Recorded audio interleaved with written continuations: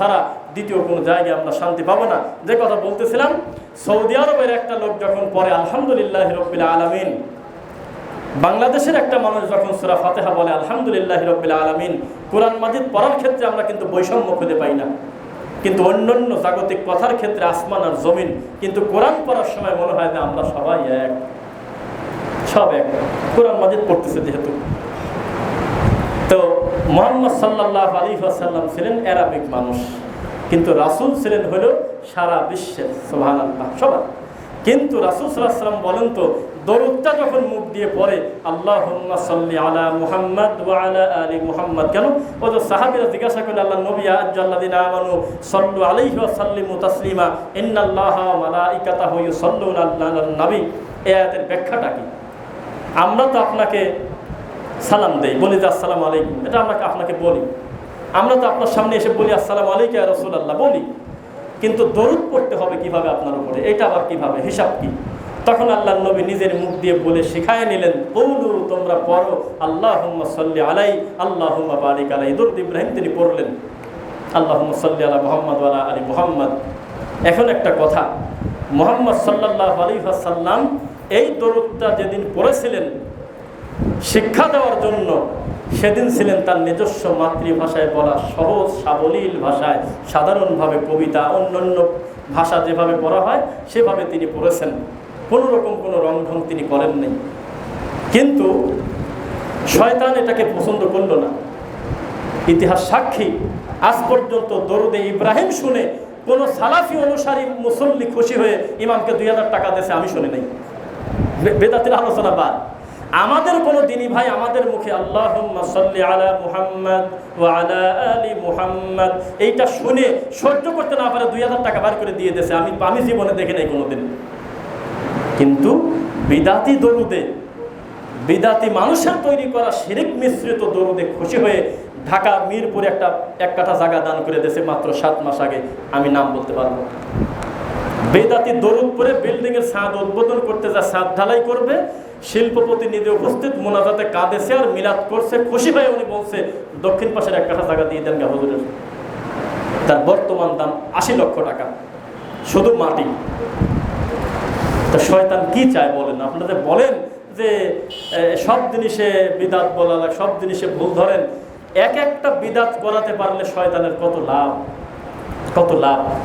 পৃথিবীর কোনো জায়গায় আমার জানা নাই আহলুল হাদিস সালাফি মানহাজের কোনো অনুসারী আল্লাহুম্মা সাল্লি আলা মুহাম্মাদ এই দরুদটা কোনো আনুষ্ঠানিকভাবে পড়ে আমার জানা নাই।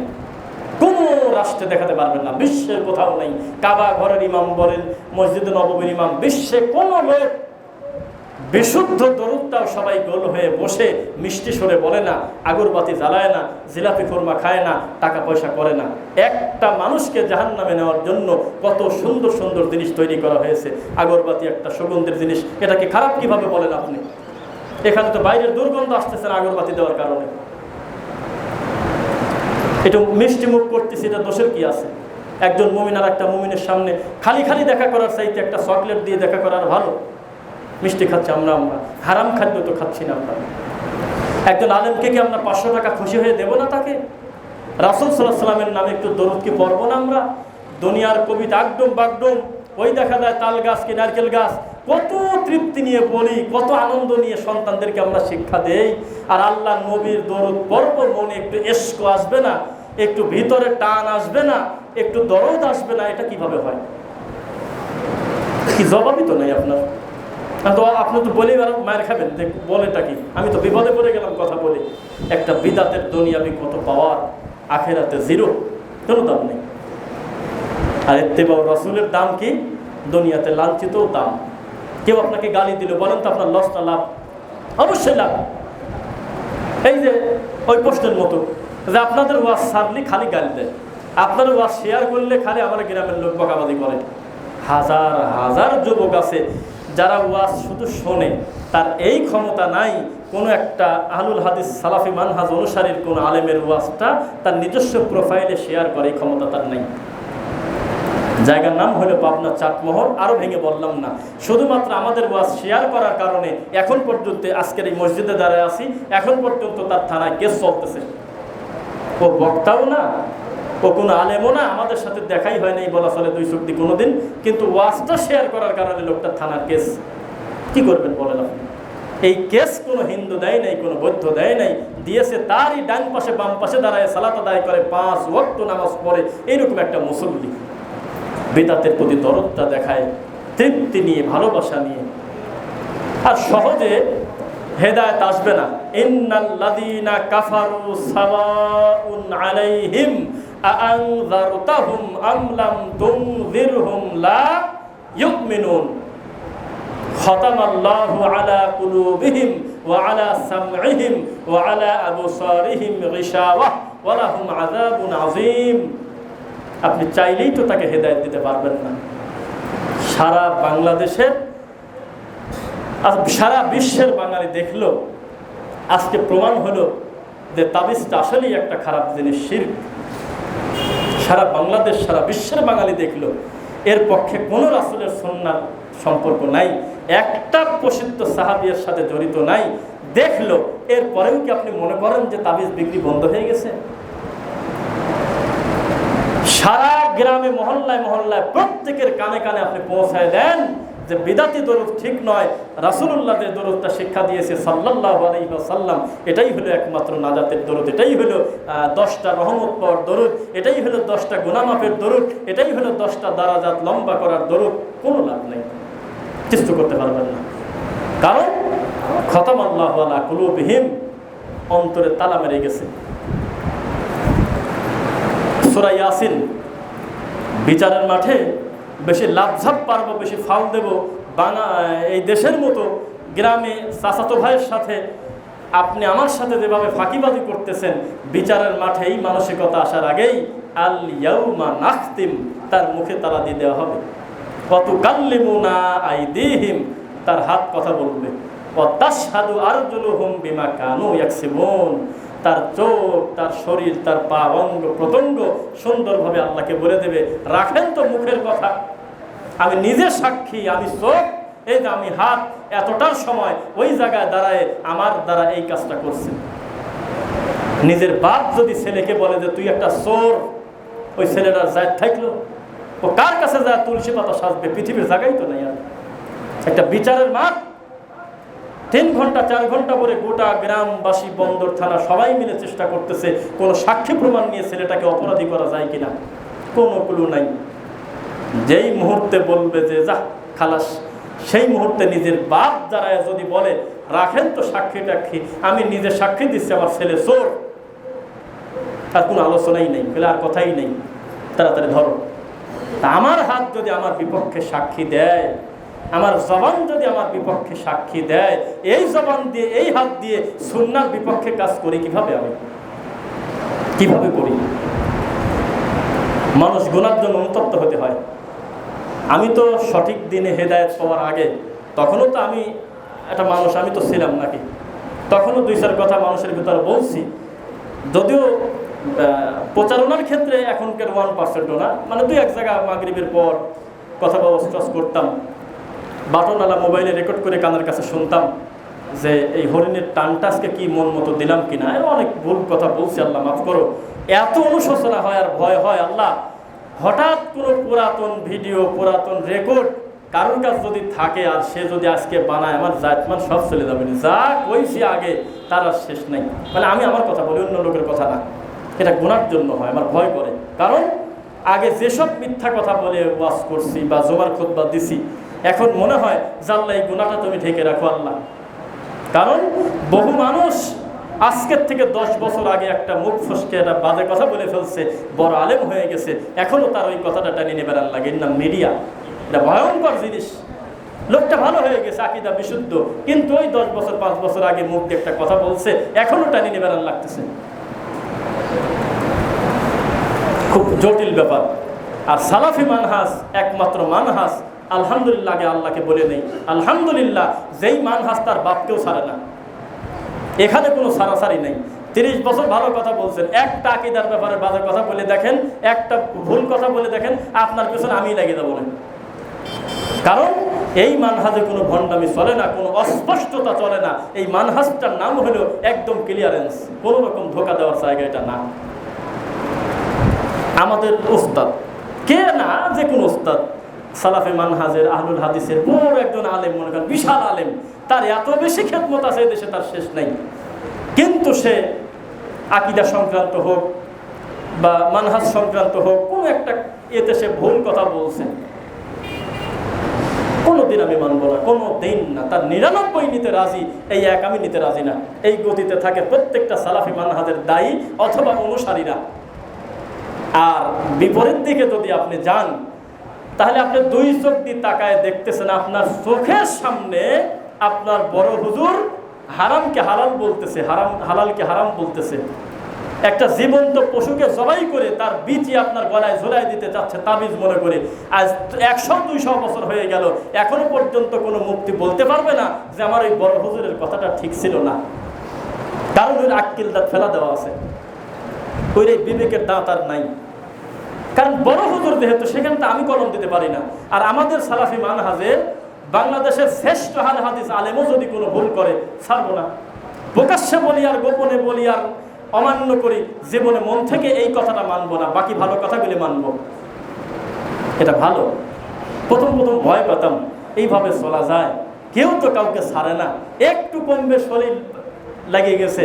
পরে দেখতেছি এত সুন্দর কাজ হচ্ছে, এই কাজ যেদিন বন্ধ করে দিয়ে দেবে, সেদিন আমাদের ঘরের ভিতরে পাগল ছাগল মিথ্যাবাদীরা ঢুকে একেবারে নষ্ট করে দেবে একবারে।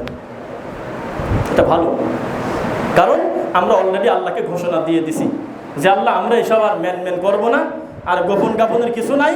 যতদিন বাঁচি তোমার কথা এবং তোমার নবীর সুন্নাহর উপরে আমরা থাকবো ইনশাআল্লাহ। গোপন গাপন আমরা বলি নাই, আমরা কোনোদিনও বলি নাই যে বারান্দার ওই ভাইও ফাইন, সুদ না খায় তাতে আমার কি, আমার এই ভাইটাও ফাইন, তাহাজ্জুদ পড়ে তাতে সমস্যা কি। আমরা এইভাবে করি না কোনোদিন। আমরা মন্দকে মন্দ বলি, ভালোকে ভালো বলি। বাপের গারফর ফলে কি কার বারফর ফলে দেখার সুযোগ নেই, কোনো সুযোগ নেই দেখার। আমি শুয়ে পড়ে ভাবি মাঝে মধ্যে, আপনাদের এই অনুভূতিটা আছে কিনা? গুনাহমুক্ত করেন নিজেকে, গুনাহমুক্ত করেন, গুনাহমুক্ত করেন, গুনার ব্যাপারে ভয় আনেন। আল্লাহর কসম আমার ভয় হয়, প্রচুর ভয় হয়। আল্লাহ, এত দাওয়াতি কাজ করি, এত মাহফিলে যাই, হয়তো মেন্টালি বিয়ের কারণে, প্রেশারের কারণে, দৌড়ের উপর থাকার কারণে, ব্যস্ততার কারণে কোন ভুলে মুখ দিয়ে একটা ভুল কথা বের হয়ে যায়, দেখা গেল যে আমি আর ক্ষমা চাওয়ার সুযোগ পেলাম না। আমার খুব ভয় লাগে, কারণ বাঁচার উপায়টাই তো একটা ভালো কথা দিয়ে, আর জাহান্নামে ঢোকা হলে একবারে সহজ। সুস্থ মস্তিষ্কে একটা লোককে বিদাত শিক্ষা দিয়ে মরে যান, আপনি যত ভালো হন, জাহান্নামে যাওয়ার খোরাক হয়ে গেছে। জান্নাতে যত সস্তা কথা না, হিসাব নিকাশ করে চলতে হবে। গুনার জন্য একটু ভিতর অনুতপ্ত আনেন, অন্ধভাবে কোনো মানুষের অনুসরণ করতে হবে না। মুসলমান চলবে হলে সামি'না ওয়া আতা'নার গতিতে, সামি'না ওয়া আসাইনা। আমরা না শুনলাম আর বললাম যে রাখো তো, এগুলি আর কি বলার আছে। আমরা বলবো সামি'না ওয়া আতা'না। আরে বয়স 70, তাতে কি আছে? আমার বাপ করছে, দাদা করছে, তাতে কি আছে? এখন তো প্রমাণ হলো কথাটা রাসূলের ছিল না, দিলাম সারি। সুন্নাত ধরার ভিতরেই আছে হলে সম্মান, সুন্নাত ত্যাগ করার ভিতরেই আছে হলে লাঞ্ছনা, একেবারে খারাপ কাজ। আমি আল্লাহকে বলি, শুকরিয়া আদায় করি যে আমি যদি আরো 40 বছর, 50, 60, 70 বছর দুনিয়ায় হায়াত পাই, আর যদি হেদায়েত আমি না পেতাম, আমার গলার কণ্ঠস্বর যতই ভালো হোক, যতই কথা আমি বলিষ্ঠভাবে বলতে পারি, কি উপকার ছিল? কয়জন মানুষ আমাকে চিনত? আরে দুনিয়াতেও তো আল্লাহ সম্মানে করতেছে সত্য স্বীকার করার কারণে, আলহামদুলিল্লাহ। থাকতে পারলাম না যাদের চাপে।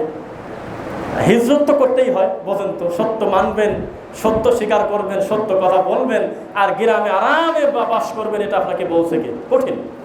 তো যখন আমার হিজরতটা হয়, আমি যখন দেশ ত্যাগ করি, তখন আমার আশপাশের যারা হুজুররা ছিল বা যাদের দ্বারা আমি নির্যাতিত হয়ে আমি চলে আসছি, ফরজ সালাতের পরে সম্মিলিত মোনাজাত ত্যাগ করার কারণে, খতম পড়ার বিরোধিতা করার কারণে যারা আমাকে ব্যঙ্গ করছে, হাসছে, ওই দৃশ্য যদি ভিডিওতে আপনাকে দেখাতে পারতাম, মানে আপনি এত কষ্ট কোনো সময় পেয়েছেন বলে আপনার মনে হতো না। আমি আজকে প্রথম মনে হয় কথাটা বলতেছি, আলাদা করে কোনো ভিডিও বানাতাম না, একটা পর্যায়ে চলতেছে বলতেছি কথাটা।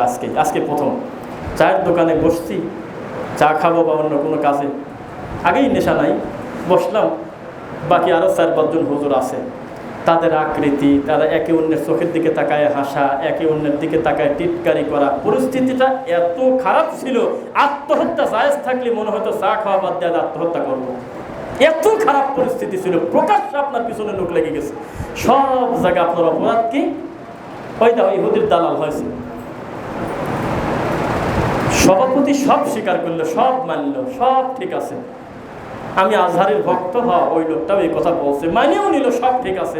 তাও কয় যে আপনি একা চাইলে তো হবে না, ওখানে একটা বড় মাদ্রাসা আছে, আশপাশে আরো 10টা হুজুর নিয়ে বসেন আগে। আরে বাবা, ওইভাবে কোনোদিন সুন্নাত প্রচার করা যায়? ও গেলেই তো ধরি মারবেনি আমার। ও যদি খবর পায় যে এরিয়ার ভিতরে একটা ওহাবি আছে, তাদের দৃষ্টিতে মারবে না? অনুমতি নিয়ে কোনোদিন আপনি সুন্নাত আদায় করতে পারবেন না, প্রচার বহু দূরের কথা। অনুমতি নিয়ে কোনোদিন ইত্তেবাউর রাসূল আপনি করতেই পারবেন না। অনুমতি নাই, কিসের অনুমতি? পৃথিবীর যত জটিল পরিস্থিতিতে হোক, আমরা জানি দ্বিতীয়বার কোনোদিন আর ইব্রাহিম আলাইহিস সালাম আর তার আব্বার মতো হবে না, কোনোদিনও হবে না। পৃথিবীর পরিস্থিতি যত খারাপ হোক, এই খারাপটা কোনোদিন ইব্রাহিম আলাইহিস সালাম এবং সারার মতো হবে না। তারা রানিং অবস্থায় থাকতে পরিস্থিতি যত খারাপ ছিল, পৃথিবী এত খারাপ হবে না। মূসা আলাইহিস সালাম এবং হারুন থাকতে যে পরিস্থিতি ছিল, এমন জটিল পরিস্থিতিতে কোনোদিন আসবে না। পরিস্থিতি এত জটিল কোনোদিন হবে না। ঈসা আলাইহিস সালাম থাকতে পরিস্থিতি যত জটিল ছিল, তা আমি এত চিন্তা করতেছি কেন? এখনো তো সত্যকে সত্য বলে টিকে থাকা যায়। সুতরাং বিপরীত দিক থেকে কি আসতেছে ওইটা চিন্তা করা বাদ দিয়ে আমি আমার দাওয়াতের গতি বাড়াবো। আল্লাহ তুমি তৌফিক দাও, আল্লাহুম্মা আমিন। আল্লাহ ইত্তেবাউর রাসূল পূর্ণ অনুসরণ করা তুমি তৌফিক দাও আল্লাহ। জুমার খুতবা প্রথম পর্যায়ে পর্যায়ে শেষ করছি। বারাকাল্লাহু লানা ওয়া লাকুম ফিল কুরআনিল আযীম।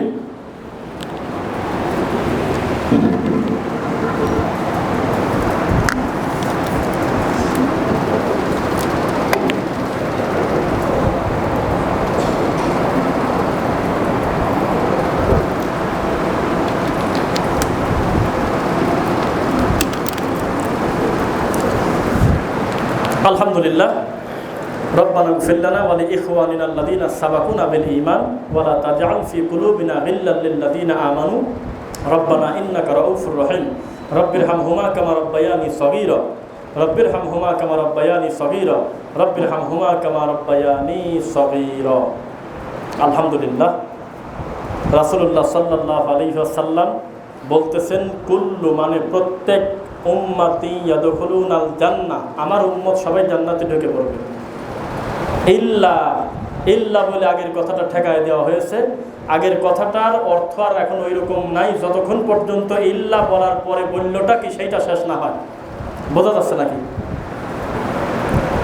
ওয়াল আসর ইন্নাল ইনসানা লাফি খুসর, কসম করে বলতেছে নিশ্চয় মানুষ মানেই ক্ষতিগ্রস্তের ভিতরে আছে। এখন এইটা পরে যদি অর্থ করে দৌড় দেন তো বিপদ, তাহলে তো সবাই ক্ষতিগ্রস্তের ভিতরে আছে। এখন আগের কথাটা ঠেকায় দিয়ে বলা হচ্ছে ইল্লা, তারা বাদে কারা? আল্লাযীনা আমানু ওয়া আমিলুস সালিহাত, যারা ঈমান আনছে এবং সৎ আমল করে, আমলে সলে করে। ওয়া তাওয়াসাউ বিল হক ওয়া তাওয়াসাউ বিস সবর।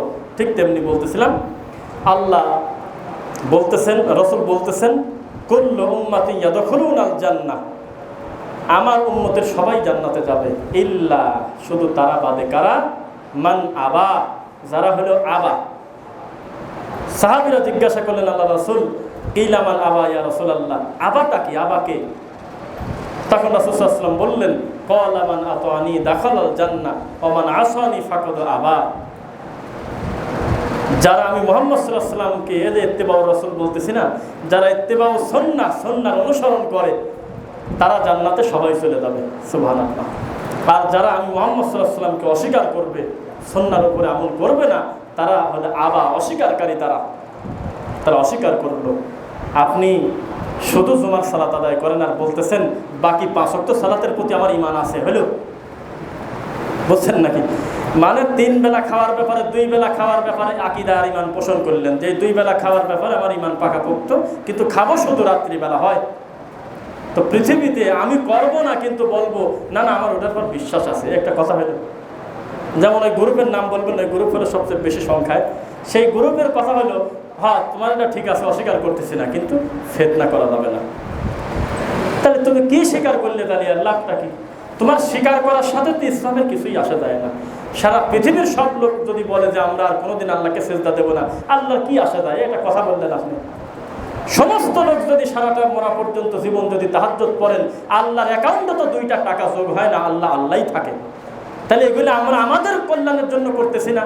দলিল ওয়ামা তুকদ্দিমু লিআনফুসিকুম, নিশ্চয়ই তোমরা যা কিছু অগ্রে পাঠাও। অর্থ বুঝছেন কিনা? যা কিছু অগ্রে পাঠাও মানে কি? আমি আসতে 10টা টাকা একটা ফকিরকে দিলাম, আমি আল্লাহর ঘরে 50 টাকা দান করলাম, তাহলে এটা আমি অগ্রে পাঠালাম না? আমি সামনে পাঠা দিলাম না, এগুলো অগ্রে পাঠালাম। আল্লাহ বলতেছে না না, এগুলো তো তুমি আমাকে দাও নাই। লিআনফুসিকুম, মূলত তুমি তোমার জন্যই কামনা করলে। পার্থক্য কি? দিলা 10, কিন্তু বিচারের মাঠে 10 আমি রাখবো না। খায়রিন তাজিদুহু ইনদাল্লাহ, আমার হাত দিয়ে যখন আমি তোমাকে বুঝে দেব, তখন এই 10কে বিরাট উত্তমভাবে বানিয়ে দেব। সুবহানাল্লাহ। তাহলে আমরা আমাদের জন্য করতেছি, আল্লাহকে বড় ছোট করার ক্ষমতা তো আমার নাই, কোনোদিন তো আমি পারবো না। অলরেডি আল্লাহ রাব্বুল আলামিন হয়েই আছেন।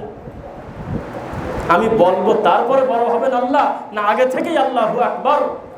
আগে থেকেই। তাহলে আমি আমার কল্যাণের জন্য। সুতরাং যারা বলতেছে যে না আমরা কোনো বিরোধিতা করতেছি না, আমরা অস্বীকার করবো না, এগুলো সুন্নাত ঠিক আছে, কিন্তু ফিতনা করা যাবে না, তার মানে পরোক্ষভাবে সে সুন্নাতের শত্রু। কারণ সুন্নাতের বিপরীতে ফিতনা কথাটা আনলো কিভাবে? এই সুন্নাতের বলার সাথে সাথে এই কথা কেন আনলো? যুক্তি দিচ্ছে। আহারে, একজন বড় মাওলানা, আমার জানার কৌতূহল ছিল যে আচ্ছা এভাবে একটা সুন্নাহকে কিভাবে মানুষ গালিগালাজ করতে পারে, কিছু তো তাদের বলার আছে। খালি আমরাই খালি বলে দেবো, আমরা এক জায়গায় বসবো, তাদেরও তো কিছু বলার আছে, আসামি পক্ষেরও তো কিছু বলার আছে, আত্মপক্ষ সমর্থনের নাকি? তা আমি একজন আলেমকে বললাম যে আমিন জোরে বলা, পায়ের সাথে পাও লাগানো, রফুল ইয়াদাইন, কত রাবি, কত বর্ণনা, কত সহিহ হাদিসের দলিল, মুতাওয়াতির পর্যায়ে সন্দেহাতীতভাবে প্রমাণিত, এগুলোকে আপনারা কটাক্ষ কেন করেন, এভাবে রাগ করেন কেন? তখন বলতেছে সব সুন্নাত তো সব পরিবেশে মানা যায় না। কেন? তখন উদাহরণ দিচ্ছে হলো মুসা আলাইহিস সালামের হারুনের। বলতেছে যে একজন চলে গেল আর একজনকে রেখে গেল যে তুমি নায়েবে আমির, আমার অবর্তমানে হারুন তোমাকে রেখে গেলাম, তুমি আমার উম্মতকে দেখাশোনা করো। তো উম্মত গরু পূজা বাইদি বাছুর পূজা শুরু করলো, বড় বড় মূর্তি পূজা করা বাদ দিয়ে মুসা আলাইহিস সালাম নাই, এই সুযোগে তারা বাছুর পূজা শুরু করলো। তো তখন মুসা আলাইহিস সালাম ফিরে এসে দেখলো যে একটা কথা, আমি কি রেখে গেলাম আর কামটা করলো কি? তখন ওনার মুখে একটা থাপ্পড় দিল হারুনের মুখে, এটা কথা? তুমি বেঁচে থাকতে এরা বাছুরের পূজা করে, তখন নাকি মানে কি কোরআনের আয়াত তখন বলতেছে আন তাকুলা ফাররাকতা বাইনা বানি ইসরাঈলা ওয়া লান তারকুবু কওলি। হারুন বলতেছে যে ভাই, আমি এই ভয়তে ওদের কিছু বলি নাই যে আপনার উম্মত ভাগ হয়ে যাবে, ওরা আরো বড় বিচ্ছিন্ন হয়ে আরো বড় বিপদে চলে যাবে, এই জন্য বাছুর পূজা করুক, আমি আর বাধা দেই নাই। এইটা টাইনে নিয়ে এসে আজকের দিনে বলতেছে যে এসব সুন্নাত সব জায়গা বলতে হয় না, এগুলো তো ফিতনা। তো আমি উত্তর দিলাম, প্রথম কথা, পৃথিবীতে যাদেরকে আল্লাহ রাসূল করেছেন তারা কিন্তু তাদের মন মতো শরীয়ত মানুষকে বলতে পারে না। রিসালাতের দায়িত্ব নিয়েই তার আল্লাহর পক্ষ থেকে এসেছেন, তিনি তার ওহী দিয়ে কথা বলেছেন, এটা কোরআনের আয়াত। 2 নম্বর কথা, ওইটা কিন্তু আমাদের উম্মতে মুহাম্মাদের শরীয়ত না।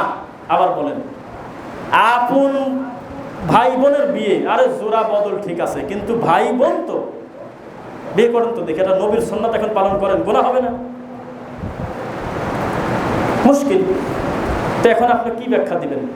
ব্যাখ্যা একটাই, আদম আলাইহিস সালামের শরীয়ত তার শরীয়তের সময়, মুহাম্মদ সাল্লাল্লাহু আলাইহি সাল্লামের শরীয়তের সময় এসে বহু নবীর শরীয়ত ভেরি করে নেই।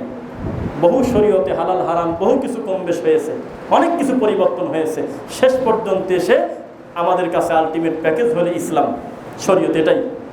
এখন মুসা আলাইহিস সালাম আর হারুনের যে ঘটনা, এটা তো উম্মতে মুসার উপরে, এটা তো বানি ইসরাঈলের ঘটনা, এইটার সাথে মুহাম্মদ সাল্লাল্লাহু আলাইহি সাল্লামের সুন্নাহ কুরবানি দেওয়ার কি সম্পর্ক আছে? কথা নেই। এখন পিছনে কোনো একটা বিচ্ছিন্ন ঘটনা টেনে নিয়ে এসে আপনি তো রাসূলের সুন্নাহর উপরে রাগ করতে পারেন না। সুতরাং ইত্তেবাউস সুন্নাহ, সুন্নাতের অনুসরণ, রাসূলের অনুসরণ আমরা মৃত্যু পর্যন্ত করতে চাই। আল্লাহ তৌফিক দাও, আল্লাহুম্মা আমিন। এখন আমরা আপনাদের উদ্দেশ্যে আমাদের ভালোবাসার দাবি নিয়ে 2টি কথা।